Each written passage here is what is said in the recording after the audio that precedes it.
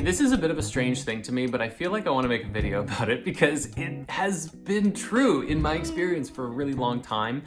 Generally speaking, vegans are the most angry people in the comments on my videos that I have ever seen. And of course, they only really come out when I make a video that talks about food that doesn't specifically say everyone should be vegan. Now, personally, I don't think that humanity is at a point to being able to completely let go of eating animal products. And I don't think that that's necessarily even the best way to go. I've personally tried being vegan before, and at first, for the first like 4 months, it was amazing. I really cleaned up my body. I felt a lot of healing. I felt really good. But after a while, I found that I was eating so much and was consistently unsatiated. And I would even be supplementing with all kinds of different like protein powders and different kinds of things. And it still was having I was having this effect of being really imbalanced in my body and like always hungry, but then always eating and not feeling all right. This was back in like 2017, 2018. I ended up having a piece of chicken at my parents' place, and it immediately satisfied the craving that my body was seeking. And I was like, okay, well then maybe I should be an omnivore. I went like that for another year or so. And then I started to do research as I was starting Spirit Mysteries, the original version of the Spirit Science Mystery School. And I started learning about how all of these ancient mystic teachings all said pretty much the same thing, from like the ancient Egyptian and Greek mystery schools to the mystics of India and all of the lineages that have come out of there. They all said a vegetarian diet for a spiritual person is the way to go. And so when we launched Spirit Mysteries, I actually did a class about this, and I made this commitment that I was going to practice being vegetarian. And from that point, I've pretty much not gone back. There have been a few times where I've made exceptions and I've tried some meat here and there, and sometimes it was okay and sometimes it wasn't, and the quality is such a big thing. And I would never try and really get down on myself about it, because life is this very interesting mix of experience, and it's really important not to get so attached and caught up on the small details as we're figuring ourselves out in the journey that we're going through.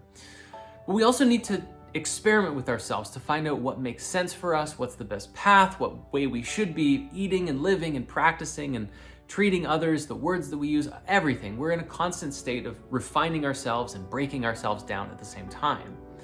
And so this was really interesting to me, because then, you know, we did this movie once called Healing with Food, the movie, and it was more of a pro-vegan side of things. This was when I was really looking at a lot of the research that overeating a lot of animal products, and especially processed sugar and other processed foods, were causing a lot of issues in the collective human body of consciousness.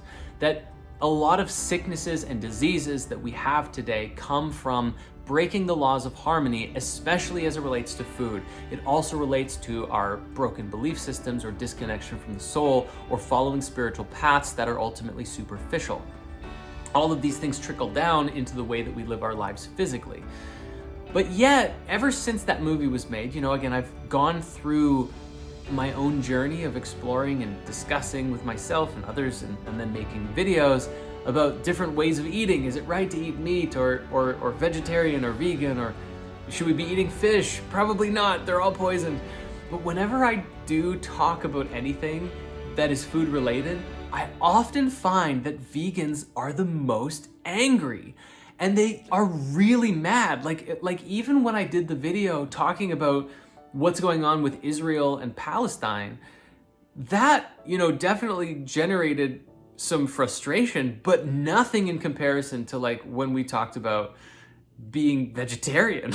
And I have just been shocked by this, because one might think or presume that one who's following a vegan path is much more earth-centered and connected to the planet and connected to their own spiritual practices, and in that maybe having a sense of understanding and compassion for other people and where they're at. And I know that this isn't a general statement. I can't say all vegans are really angry. That's not what I'm trying to say here. But it's so interesting to me that there's such a level of sensitivity there. Now, of course, I have to acknowledge, and we all have to see, that there's a very good reason for that frustration. And I'm not trying to say that this is not a big issue. Vegans are predominantly angry because there is this huge mistreatment of animals across the board, whether it's in the factory farms that are like the slaughterhouses and the raising of those animals, or the treatment of dairy cows and the treatment of chickens and all of it. It's terrible. It's terrifying. It's a literal modern day Holocaust that is taking place to these animals that is not being addressed. And I know that is a very sharp thing to say, but there's truth in it, because if you treated humans that way, we would say this is akin to Nazi Germany. Something needs to be done. And I'm with everybody out there who expresses frustration towards the factory farming or animal farming systems. This needs to change.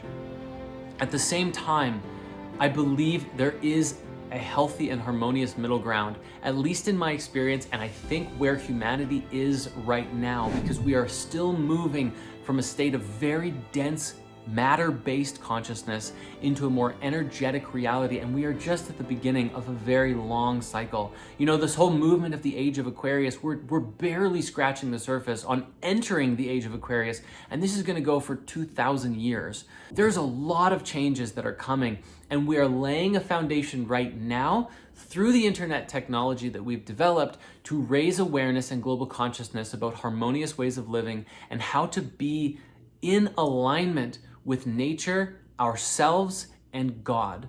And of course, nature, ourselves, all a part of God, God being the everything and all that is, and the Supreme Spirit, the unified field from which everything arises.